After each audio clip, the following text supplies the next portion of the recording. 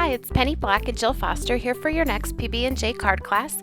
And in today's project, I will be featuring Penny Black's newest stencils. One is called Flower Dance and the other is Verdant. And here's a look at the projects we'll be creating. These are actually mixed media pieces that are on wooden boards. And the one we'll be creating today is about 4 inches by 5 and about 2 inches wide. And the first thing I'm going to do is I'm just going to cover this with some tissue paper. This is by Tim Holtz, and I'm just loosely cutting that to fit the board. And I'm going to use Faber-Castell Design Memory Craft gel medium to adhere that to the board. So I'm just going to paint a layer beneath the tissue paper and a layer on top. And I really just wanted some extra texture in the background, so that's why I'm doing this. And I'll cover all of the sides of the piece. And you'll see here on the sides, I'm just going to tear some pieces, so it's going to have a real collage look, and you can really do whatever you prefer.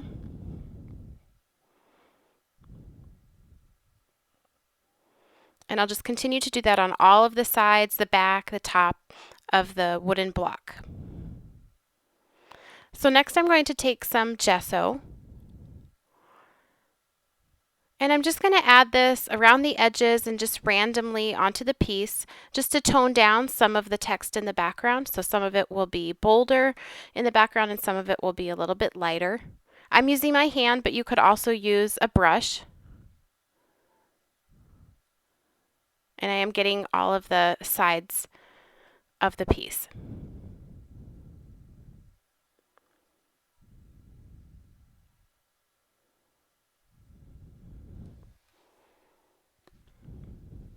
Then in between each step here, I'm heating this with my heat gun just to speed up the process. Now I'm going to take Faber-Castell Design Memory Craft with whipped spackle.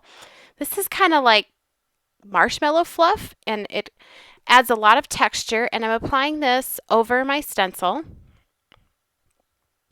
I have an application tool. You can also use like a plastic knife. If you don't want to clean it up, then you can just toss it.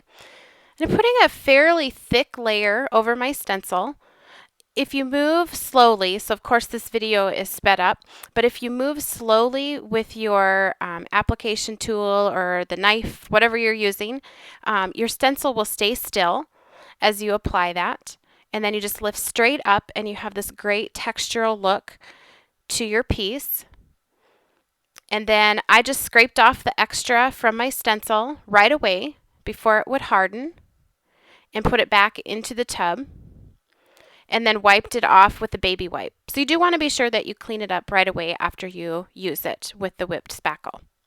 So now that that's dry, and again, I sped that up with my heat tool, which does cause some bubbling on the piece, but I liked that. I wanted more texture. So now I'm going to take pan pastels, and I'm just going to apply these on top of the raised area. So I'm starting with a lighter yellow. Then I'm going to move in with a little bit darker yellow, and you can blend these. So these are a dry medium. And you can see I'm adding shading. And then I'm going to go even further and take a red and add that on top.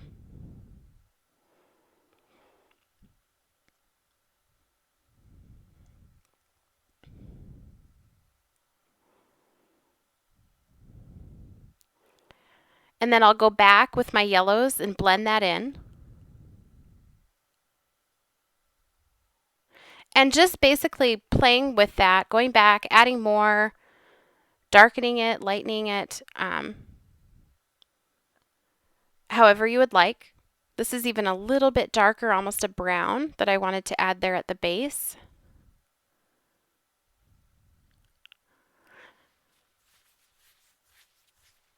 And if you hold that tool parallel as you're applying the pastel, then it stays only on the raised areas. So I'm going to move on now and get the leaves and the stems.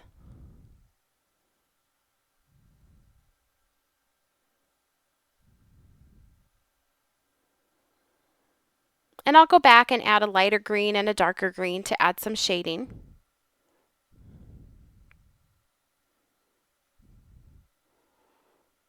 So now I'm also going to add some pan pastels to the background.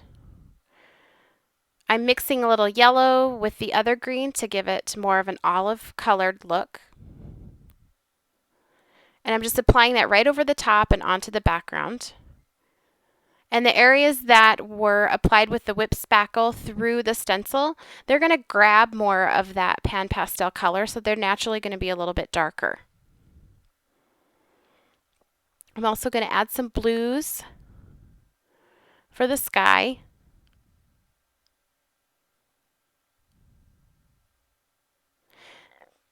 Now, because I added that tissue paper with gel medium, the pan pastel goes on very lightly. It doesn't adhere as much. So if you want to have a bolder, darker background, what I recommend is to put your tissue paper down just with a very strong adhesive, even a tape runner. And on my second piece that I did, you'll see the background is a little bit bolder. And that one I did not use gel medium to apply the tissue paper at the beginning. I used just tape runner onto the wooden block and laid the tissue paper on top. So I'm going to take the gesso now and just a small paintbrush, and I'm going to paint around the outside edge and kind of pull it out towards the background. And this tones down that background, and it really makes that dimensional stenciled piece pop.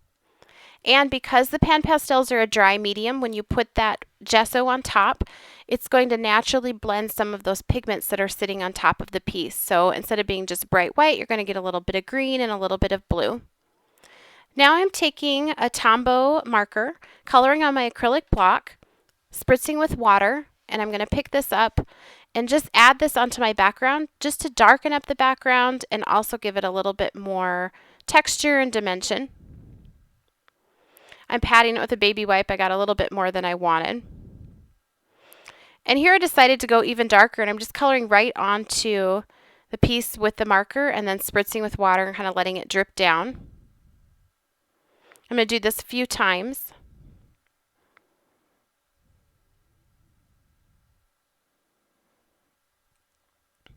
Now, if you do get some of that gesso, I realized my gesso wasn't completely dry, and I'd recommend to make sure it's totally dry.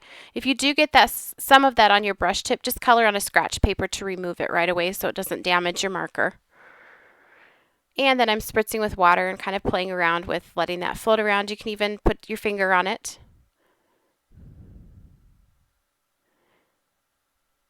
And I will do the same here with the green.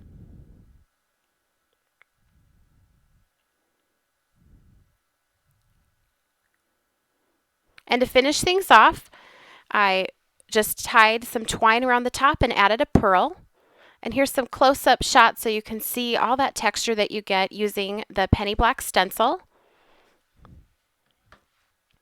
And here's a look at both of the pieces. So on the second piece, I followed the same technique, only applying that background, not using gel medium, just using adhesive onto the block. And another close-up look at all that great texture through the penny black stencils.